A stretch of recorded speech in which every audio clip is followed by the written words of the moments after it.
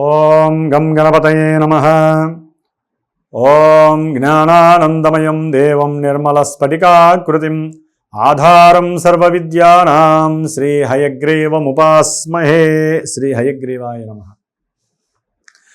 జ్ఞానసిద్ధిని వీక్షిస్తున్నటువంటి ప్రేక్షకులందరికీ, ముఖ్యంగా మకర రాశి వారికి, మకర రాశిలో ఉన్నటువంటి ఉత్తరాషాఢ నక్షత్రము, శ్రవణ నక్షత్రము, ధనిష్ఠ నక్షత్రము, ఈ యొక్క నక్షత్ర జాతకులకి, మకర రాశి వారికి ఈ మే మాసాంతము కూడా, మే మాసం మొత్తము గ్రహాల యొక్క స్థితిగతులను గనక మనం గమనించినట్లయితే, మూడో స్థానంలో ఉన్నటువంటి శని భగవానుడు, కుజుడు కూడా చాలా అనుకూలమైనటువంటి మంచి ప్రభావవంతమైనటువంటి ధైర్యంతో వీరు ఏదైతే నిదానంగా ఆలోచించి ప్రణాళికాబద్ధంగా ఉద్యోగపరంగా కావచ్చు, వ్యాపారపరంగా కావచ్చు, పెట్టుబడుల పరంగా కావచ్చు, ఏదైనా గృహ సంబంధిత విషయాలు కావచ్చు, రావాల్సినటువంటి బాకీలు ఏదైనా ఉన్నా అంతకు ముందువి తిరిగి రావాలన్నా, ఏదైతే అనుకుంటారో, ఎవరితో అయితే వీటి గురించి మాట్లాడతారో వారు తప్పకుండా దాసోహమై వీరు అనుకున్నటువంటి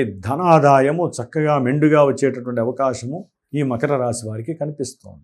చేసే ప్రతి ప్రయత్నంలో కూడా ఎటువంటి ఆటంకాలు లేకుండా ప్రశాంతంగా ముందుకు వెళ్ళేటటువంటి శక్తి కూడా ఈ శని కుజులు ఇస్తున్నారు. ప్రయాణాల మీద ఆసక్తి ఎక్కువ అవుతుంది. కాస్త దూర ప్రాంతాలలో కొత్త ప్రదేశాలకు వెళ్ళి కాస్త రిలాక్స్ అయి రావాలనేటటువంటి ఆలోచన వీరికి కాస్త లాభాన్ని కలుగజేసే అవకాశం కనిపిస్తుంది. ఆ విషయంలో కూడా వీరికి కాస్త అనుకూలత కలిగేటటువంటి పరిస్థితి మకర రాశి వారికి కనిపిస్తుంది. చేసేటటువంటి ఉద్యోగాదుల్లో మరి వీరి యొక్క ప్రమేయం ఉన్నా, ప్రమేయం లేకపోయినా ఏదో రకంగా కొంచెం ఈ యొక్క ఉద్యోగ వ్యవస్థలో మార్పులు, చేర్పులు తప్పనిసరిగా ఉండే అవకాశాలు ఉన్నాయి. అది మంచికైనా కావచ్చు.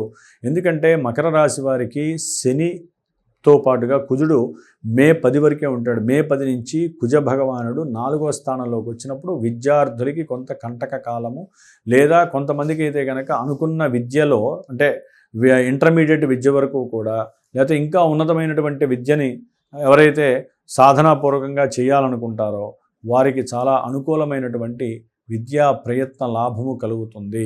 అట్లాగే వివాహపరమైనటువంటి అనుకూలతల కోసం ఎవరైతే ప్రయత్నం చేస్తున్నారో వాటి యందు కొంచెం సమస్యాత్మకమైనటువంటి పరిస్థితులు, ఇంట్లో అన్న ఒప్పుకుంటే తమ్ముడు ఒప్పుకోడు, తమ్ముడు ఒప్పుకుంటే అన్న ఒప్పుకోడు, లేకపోతే అక్కా చెల్లెలు నచ్చలేదని చెప్పి ఈ మకర రాశి వారికి కొంతమందికి వివాహానికి సంబంధించిన విషయాలలో ఎదురు దెబ్బలు తగిలే అవకాశం ఎక్కువగా కనిపిస్తుంది. కుజ దృష్టి అంత గొప్పది కాబట్టి ఆ ఫెయిల్యూర్స్ జీవితంలో కెరీర్ వైజ్ కొంతమందికి అయితే కనుక మకర రాశి వారికి ఫెయిల్యూర్స్ కనిపిస్తున్నాయి.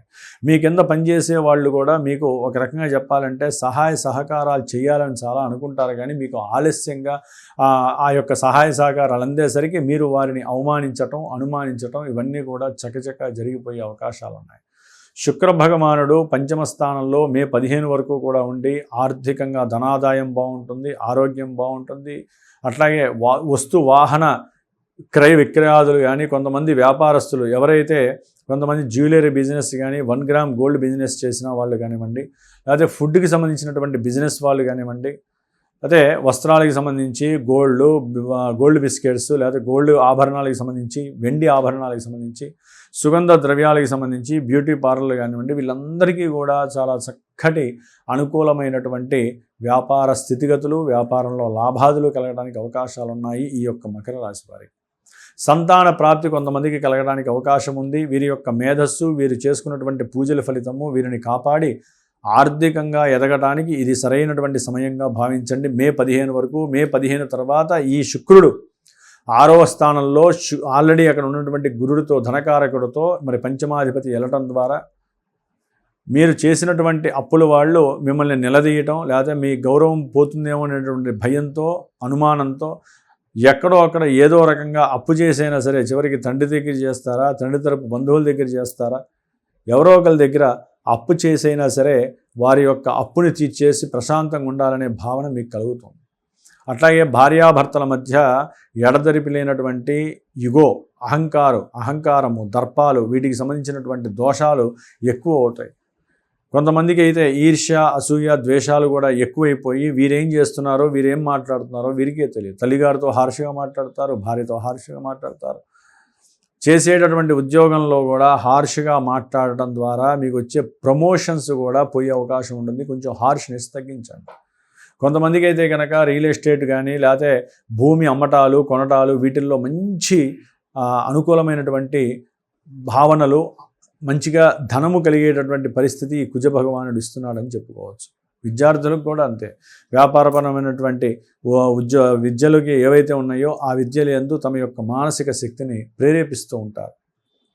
అట్లాగే రవి బుధులు, ఈ రవి బుధులు ఈ యొక్క మకర రాశి వారికి చతుర్థ స్థానంలో దాదాపుగా మే 15-14 వరకు కూడా అక్కడ ఉండడం ద్వారా విద్యా ఆటంకాలు, విద్యలో మతిమరుపు రావటము, లేకపోతే అనుకున్న విద్యల యందు సరైనటువంటి ప్రవేశం లేకపోవటము, రాసే ఎగ్జామ్స్ కానీ లేకపోతే వ్రాతపూర్వకమైనటువంటి ఎగ్జామ్స్ కానీ ఓరల్ ఎగ్జామ్స్ కానీ ఫెయిల్ అయ్యే అవకాశాలు కనిపిస్తాయి.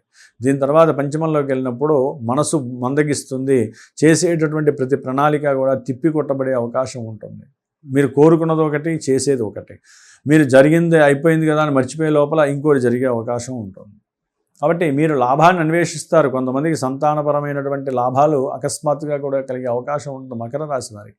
షేర్స్లో కానీ, స్టాక్ మార్కెట్లో కానీ, లేకపోతే మ్యాచ్ల్లో కానీ డబ్బులు పెడితే అది కూడా ఒక్కోసారి మీకు మంచి శక్తినిచ్చే అవకాశాలు కూడా ఈ మకర రాశి వారికి ఉండొచ్చు. కానీ అక్కడే మీ యొక్క ఆలోచన శక్తిని కొంచెం రంగరింపజేయండి. లేకపోతే ఉన్న ఆలోచన కూడా పోయే అవకాశం.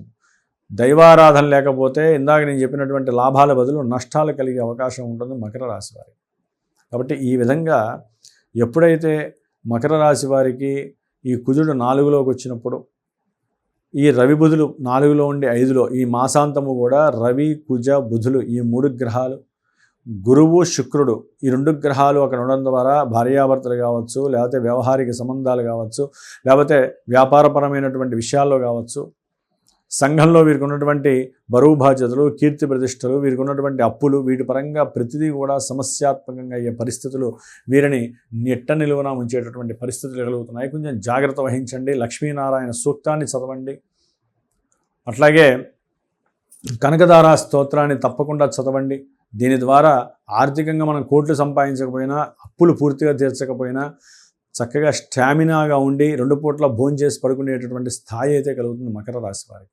అష్టమంలో ఉన్నటువంటి కేతువు అకస్మాత్తుగా ఉద్యోగంలో మార్పుల్ని, అకస్మాత్తుగా తండ్రి యొక్క అనారోగ్య సూచనలు, అకస్మాత్తుగా జరిగే కొన్ని ప్రమాదాలను కూడా సూచిస్తున్నాడు. కాబట్టి తప్పకుండా స్త్రీలైతే గర్భదోషాలను కూడా ఈ రాహుకేతువులు కలుగు చేస్తున్నారు. మకర రాశి వారికి 2లో ఉన్నటువంటి రాహువు, అష్టమంలో ఉన్నటువంటి కేతువు అకస్మాత్తుగా ధన నష్టాన్ని, కుటుంబ నష్టాలని, పుత్ర నష్టాలని, ఉద్యోగంలో సమస్యలని, నష్టాన్ని కలుగు చేస్తున్నారు. చాలా జాగ్రత్తగా ఉండాలి. ఏదేమైనప్పటికీ మన యొక్క జన్మజాతకంలో ఉన్నటువంటి దశలు, అంతర్దశలు ఏం సూచిస్తున్నాయో, గోచారంలో అవి ఎక్కడున్నాయో ఆ భావాలనే యాక్టివేట్ అవుతూ ఉంటాయి.